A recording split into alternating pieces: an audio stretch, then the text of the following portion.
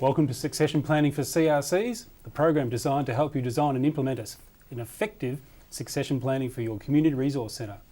My name's Andrew Huffer, and today I'm joined by the most magnificent John Denton. Welcome to the program, John. Thank you, Andrew. Great to be here. And we have our special guest, Jodie Neild, who is the manager of the Boyup Brook CRC. Welcome aboard, Jodie.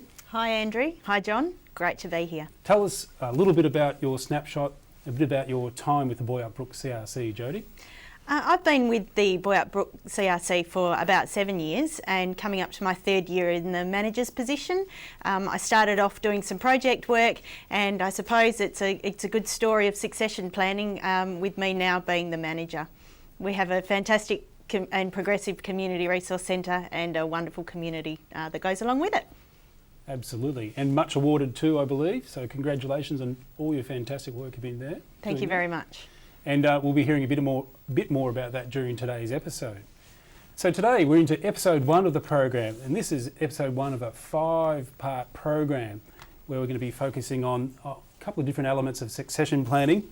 And each episode will help you to understand, review and develop a succession plan for your CRC. Let's talk about what we're going to cover today in episode 1. So we're going to be focusing on a couple of different elements. The first one we'll be talking about, why do we need succession planning? Sometimes it's hard enough as it is just to get people onto your CRC. Why should we be doing a succession plan? We'll also be talking about managing risk in terms of board membership and having staff changes. How do we make sure that occurs smoothly and almost in a planned approach? The third part is we'll be talking about enabling innovation and growth, making sure we have a vibrant and innovative CRC that we get to work with. And we'll also be chatting about some retention strategies, some practical things to keep people on board and moving through and developing new and better skills as they're working with you in your CRC. An action-packed program, I'd say, John. And I'm ready to hear from you to give us some thoughts about, well, why should we do succession planning anyway? Good question, Andrew, and one that I get asked often. The thing about succession planning is there is nothing succeeds like succession. And I see a lot of businesses and a lot of not-for-profits that struggle with this, struggle with situations where vital key people leave or expertise is lost from an organisation, and it just comes down to that lack of planning. So having a succession plan, for me, is a given in any business or not-for-profit situation. And again, with community resource centres where you're very reliant upon volunteers, then it's even more important to be planning and getting people warmed up and ready to go as far as joining the board or just joining the organisation as a staff member. So we've got Jodie here to give us some of the benefits of her experience. Jodie, any thoughts just at a high level about succession and why it's important? Yeah, it certainly is a very important part of the whole planning process for an organisation, whether it be in terms of staff or also the management committee. And it's sometimes for committees who may not be able to fill all of their positions, they may seem that they might feel that it's not achievable for them to be able to plan for succession when they can't fill their current positions, and they think, well, what's the point in actually getting this plan done when all we need to do is just fill this current committee? We can't think about the future, but it is a really important part, and that's probably one of the major reasons why you do need to plan, so you can fill those positions on an ongoing basis. Yeah, sure, and that's something that I know a lot of not-for-profits suffer with, is that limited pool of people to draw from. But as you say, because it is limited, that's even more reason to do it. And if you don't, then the organisation becomes very vulnerable in that, you know, it's you're reliant upon key people, you've got a limited pool, you're reliant on volunteers, and if you don't plan and have that succession plan in place, then you can get yourself into a whole lot of trouble. So let's have a look at some other reasons, or some of the reasons why succession planning is so critical. And the first thing is that the CRCs are providing a service, and if key people aren't there, or the key skills and expertise aren't there, then that service is can come to an end. So Jodie, tell us about some of the things to do with services that CRCs provide. Sure.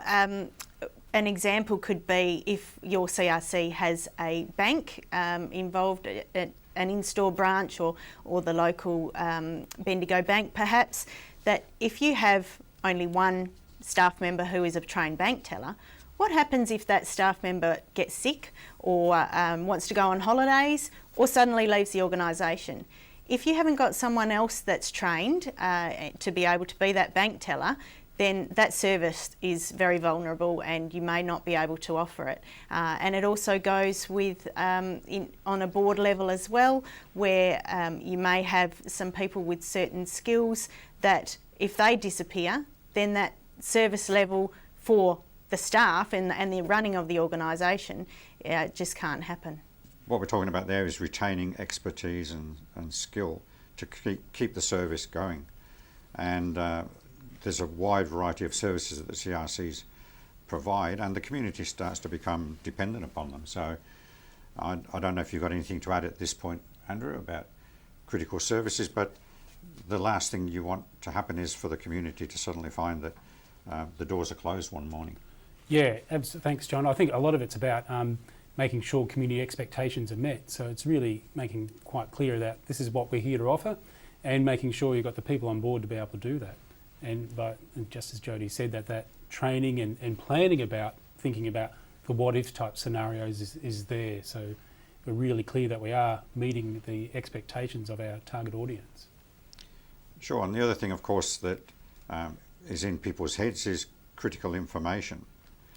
So again, you've got a plan to transfer that information from people either on the board or a staff member to the new people coming on board. So think about the critical information that people hold and some way that you can keep it documented and keep it passed on to new people coming on.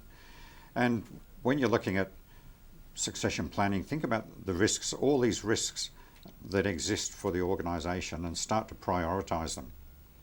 So what we're going to go through now is I'm going to give you a tool that you can use or a methodology that you can use for prioritising risk to start your succession plan, working on it from the most important and critical areas first. And we'll get some input from Jodie on this as well. So what I recommend you do is on a whiteboard, draw up a square and divide it up into quadrants. And then down the left-hand side, that axis there represents the impact. So what are high impact items, what are low impact items? And along the horizontal axis, it's what's the likelihood of these risks occurring or these problems occurring. And then again, because I've got shares in post-it notes, I recommend that you use lots of post-it notes, and as a board and with the staff, brainstorm all the things that you need to plan for that could go wrong, or the changes that can happen, and the people that can leave the organisation. So, and then prioritise them. So take each one on a post-it note and say, what's the likelihood of this particular thing happening, and what would be the impact on the organisation, on our service levels and our service to the community, and then put it somewhere on the whiteboard in one of these quadrants. That will be quite an eye-opening exercise, I think, if you do that. Jodie, have you got any comments on that as a process? Yeah, I think it's a fantastic process to go through, really identifying what the risks are and how it could really impact on the organisation by putting it into those priority areas. Yeah, so for example, things which go in the top right-hand quadrant would be high impact, and there's a good likelihood that this could happen. So it could be someone with a critical skill to the organisation who may be considering moving interstate or changing roles or something like that. Then put those items in the top right-hand quadrant. And then the things which are high impact, again, would have a major impact on the service level of the CRC, but the likelihood of it happening or that expertise disappearing is not so great, then you can put that down to level 2. So that would be something to consider. Next. Then you've got the things which are pretty likely to happen. So it could be turnover of staff and things like that. But the impact is not that great because there are other people who could fill in or expertise could be brought in. So then that can go into quadrant 3, and that comes a little bit lower down in the planning. And then of course finally you've got the things which are the least impact and the least likely to happen. So at least using that thought process and brainstorming with the members of the board and the staff will give you some way of prioritising what order you need to start your succession planning. So let's have a look at some of the other things that you need to think about in terms of the risks, particularly on the people side.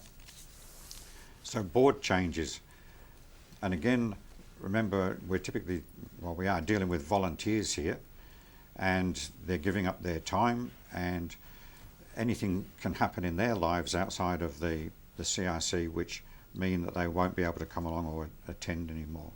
So Jody or Andrew, any examples of those sort of situations? For me, John, I think the biggest challenge there is the Cobweb Syndrome, where we've got the same people on the board being there for a long time, and we grow this heavier and heavier and heavier set of cobwebs over them.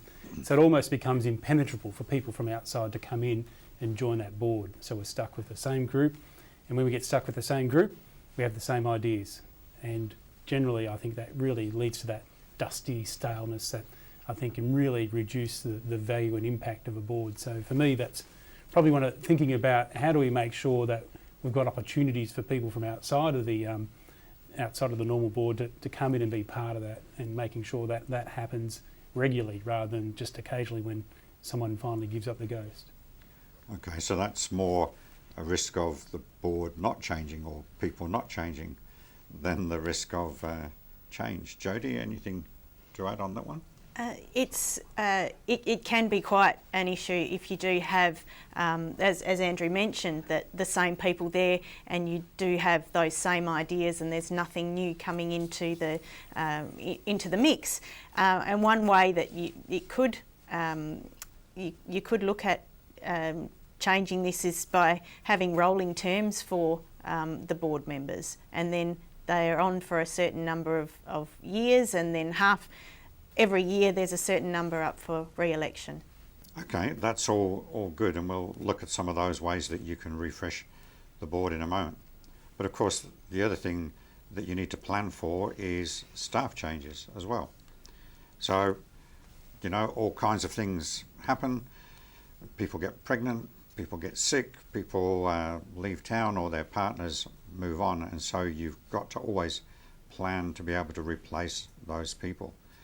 So any thoughts on that, Jody? We've been very fortunate that we have had some very long-term staff members, but we also employ everyone part-time. So it's quite, it's a crucial part of our organisation that everyone knows generally what other people's roles are and have the skills and the procedures in place to be able to fill those positions and those tasks as they come to hand. The other thing that often gets overlooked as well is funder changes.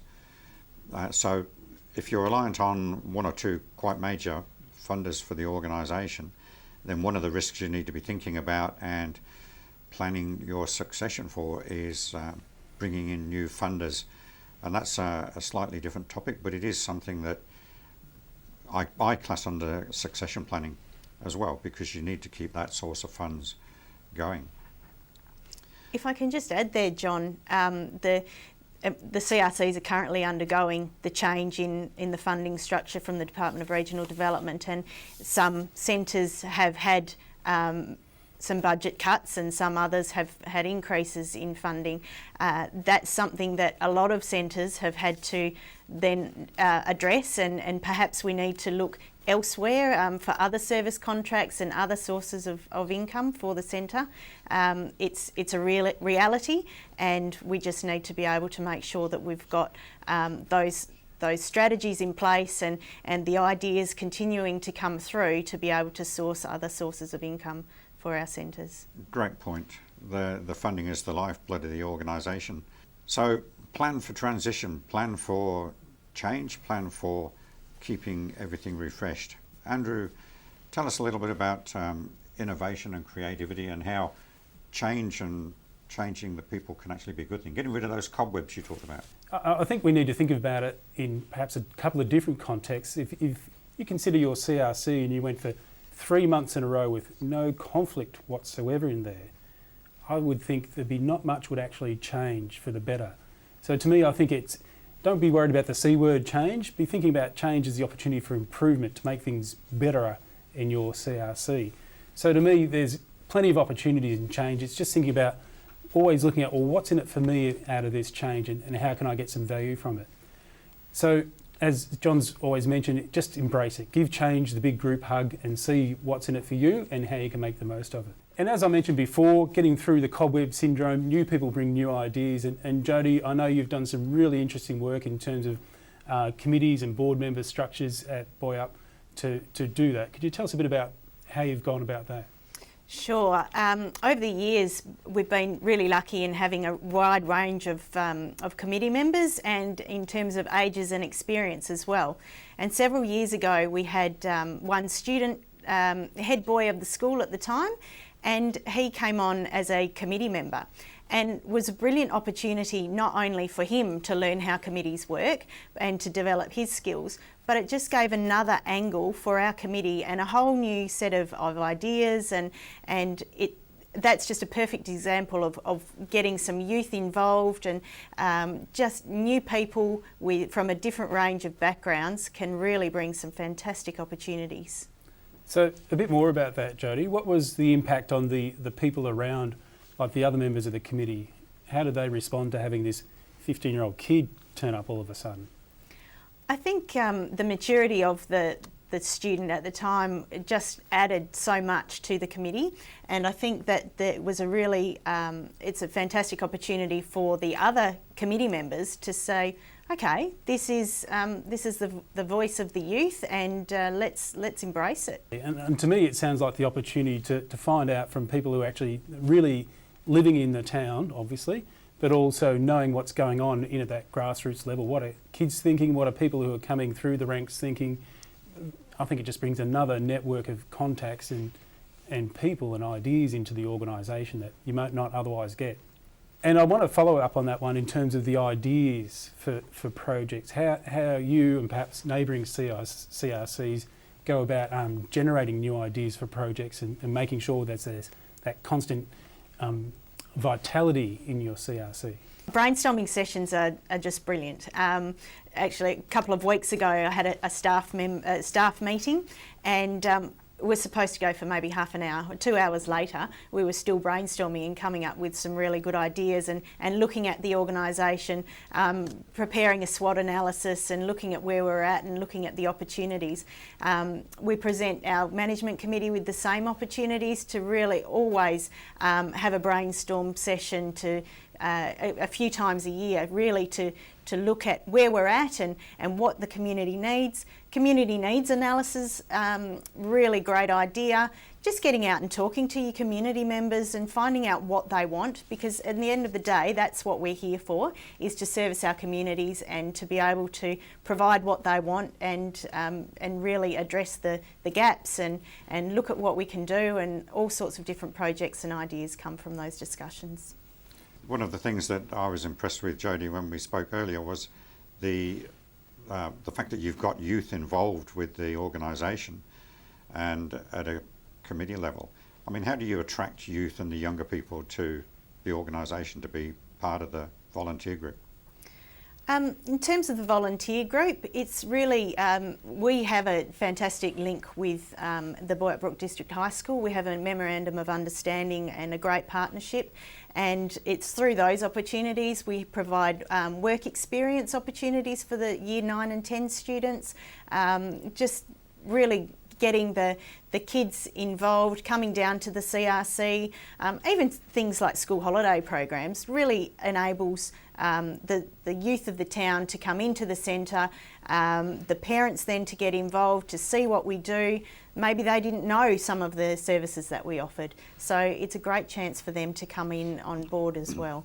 And in terms of staff, the traineeship program has been brilliant in being able to offer not only mature age traineeships, but also those for school leavers. We've had a number of school leavers over the years come in and do 1 year traineeships. We've had a couple that have gone on to do a second traineeship, and that dynamic of bringing a school leaver into the organisation has been brilliant.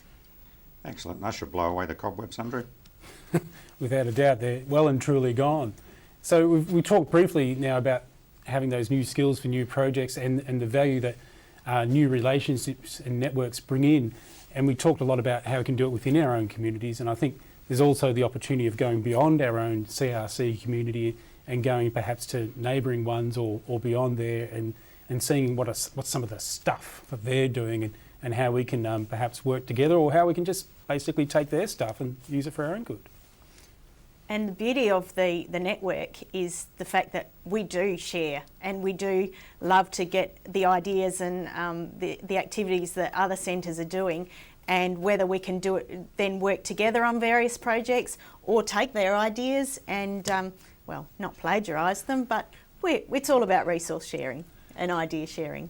There's also groups, like we just mentioned, who may not be CRC related, but could be working a similar field to you that you could tap into, who may have different skill sets or be using different ways to innovatively engage people. And I've just been to a forum this morning where they talked about using creative arts to get people engaged and express themselves and talk about the challenges they're facing and how to develop some solutions there. So to me, there's always something that's way out of left field that I think you could tap into by just partnering up with another group.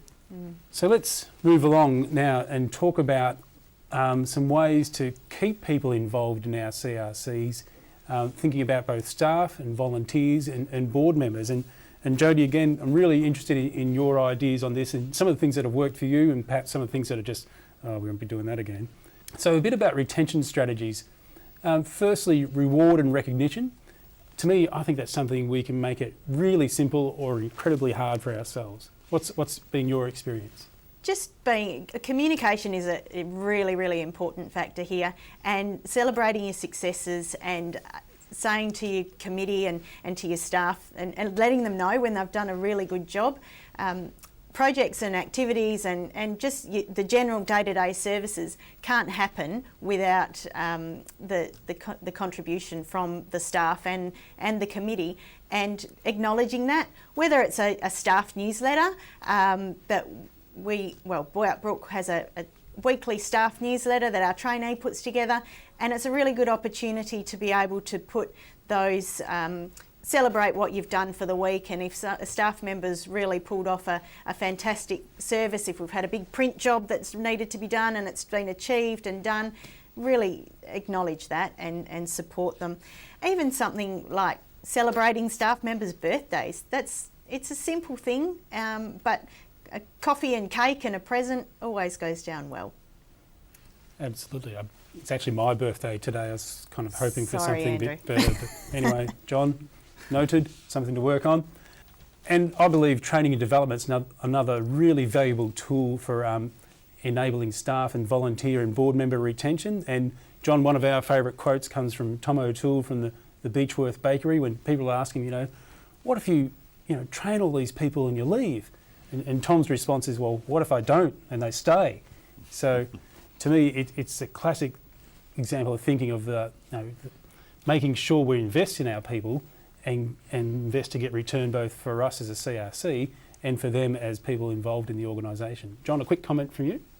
Yes, training and development is obviously one that I really strongly believe in, and it has a double effect, because if you train people and upskill them, then they're going to be more productive and more efficient and give a better return to the organisation. But not only that, because they are being developed and upskilled and trained, they're more likely to stay as well, because they're getting some growth out of their involvement. So, yeah, training and development, it's just an absolute must with any organisation. Jodie, how have you used it at Boyup? Training just provides some reward for the staff as well. And CRC network events are the perfect opportunity to get some real enthusiasm and some bonding, and everyone in the network will know when network people get together, we bounce off each other. The sharing of ideas, the sharing of experiences just generates such a buzz and a huge energy that if staff and committee members can become involved in that and just jump on that that real buzz, the productivity and the enthusiasm, it just is priceless and so valuable for the organisation. And of course you're getting that networking benefit as well when you attend these networking events or training programs. So you're making more connections and building your network up. And yeah, it sounds to me like a really positive energy to harness and get ongoing value from. And that's where, I'm sorry now, I have to use the F word on camera. This could be about people having fun. Do you allow the F word to happen at work? Oh, you bet, you bet. If you can't laugh at work, well, then it's a pretty boring place to be. So we always try and have a bit of fun and like as I mentioned, the staff newsletters, it's not all serious. It's an update of what's been happening during the week and what may be coming up, celebrating the successes of the week, but also adding in a few photos here and there and a few funny quotes of what's been going on. It gives everyone a really light read on a Friday afternoon. A perfect time for it. And the other thing about another good retention strategy I've seen is building people up a bit, about that respectful approach to them and making sure that they can see that they're having an impact. And I call it building their profile and status so that we can see if we've had a volunteer that's done some really good work in there, that perhaps we do a feature on them once a month. And it could be something as simple as using your newsletter, which has a lot of value, to doing a short video interview with them that goes out not only to your CRC, but to your community and to other CRCs beyond. And to me, that helps really build their profile, but also their status within and beyond their community, and could help them with future opportunities beyond the CRC. Absolutely, and our websites are a perfect opportunity. A lot of centres have social media as well, so they're really good tools to be able to utilise and promote your successes. Maybe do that staff profile or a committee profile, put it up on the website, and then it's there for everybody to be able to access, and even show what their skills are, what their experiences are, the best things that they've found out about being on the CRC Management Committee, and really what the organisation's about and the people that we have. You betcha. And John's just mentioned just previously the value of attending networking events, and Jodie, you highlighted really well those network ones, how they really get people excited. And I'd also like to add that it's getting also beyond the CRC network as well, which helps probably just as much to build those new networks. And as John mentioned previously, perhaps it could be an opportunity to help in developing your funding opportunities by finding out who's out there, what have they got on offer, and how can we tap into that through building, starting off some form of relationship with them. John, you're a master networker. I see you everywhere. I'm not sure if you actually live anywhere at home. Tell us about how networks have helped you and helped some of the organisations you're involved with. Sure. I mean, networking to me is an invaluable business tool, and it works just as well obviously for not-for-profits as well, because being part of something like a community resource centre, the board members get invited to attend all kind of functions, be they government or business type functions, and I always encourage any not-for-profits that I'm working with to get out there and get involved with other organisations, local government, state government, federal government if the opportunity is there. And after a while you'll find that the members will get invited to, or the organisation will get invited to send representatives along. And that just opens up a whole world of new opportunities, people, experts that you can draw on in different fields. And again, it helps you to start now planning and recruiting and bringing people into the organisation. And with technology, Andrew and Jodie, it'd be interesting to know how you use that. But now the networking can be global if you wanted it to be. So you can actually make contact with people and draw them in and get them to attend, say, a board meeting by video conference or something like that. Is that something that you've done at Boyup Brook?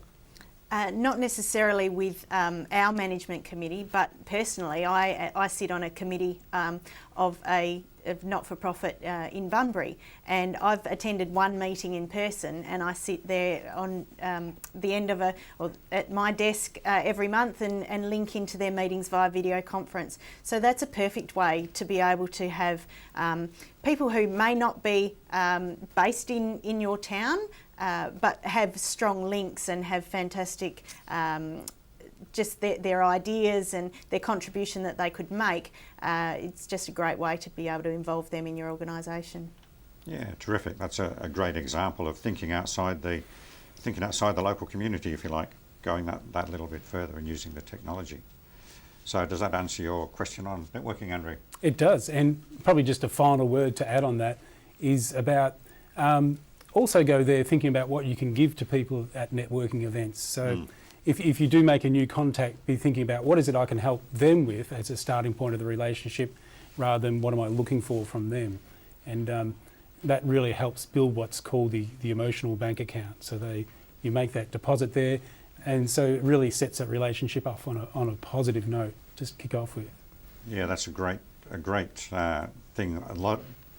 You highlighted one of the biggest mistakes people make with networking there, be it on social media or face to face, is that they're always thinking about what am I going to get out of this.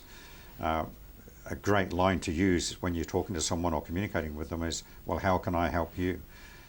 How do you see that I can add value to your business or your organisation? And then it becomes a reciprocal thing that people want to give back.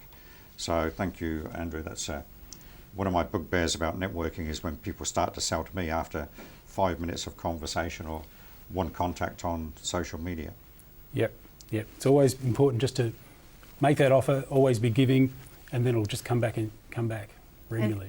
And thinking of these networking opportunities as partnership opportunities, what you can give to them and what they can give back to you, and work together to achieve the outcome. Yeah, that's a fantastic tip, Jodie. How can we work together to achieve some common goals? We've had a really valuable episode, and as a kick-off for the program, I think you've set the standard pretty high here, Jodie. Just to recap, what we've covered is how important it is to have a really strategic approach to succession planning and making sure you're really working on that no matter how many people you've got involved in your CRC. It's also making sure that you've got an approach to risk management, that's clear and planned and it's being talked out through with your board members and also with your staff members. And we talked about, embracing change. It's a positive thing. It's an opportunity for you to really continually reinvigorate your CRC and the business you're doing. And we also talked about the importance of attracting and retaining good people and some really simple, practical strategies there. So really impressed with what we've covered so far today. So from here, I really encourage you to revisit the workbook, look at 3 things that you can apply in your CRC to make sure that the succession planning process is off and running at a rapid rate. Thanks, John. Good to have you on board today. Really impressed with the value you've added today. Thank you so much. Thank you, Andrew. Pleasure to be here as always. And Jodie, thank you. Really appreciate having the experience you've had in Boyack Brook and being able to apply it, and for other CRCs to be able to take that forward. You've been very generous in your time today. Thank you, Andrew. Thank you, John. It's been a pleasure. So thanks, folks. Remember to join us in the next episode when we're talking about the process of succession planning. Now it's good night from me. Good night from me. And see you later from me.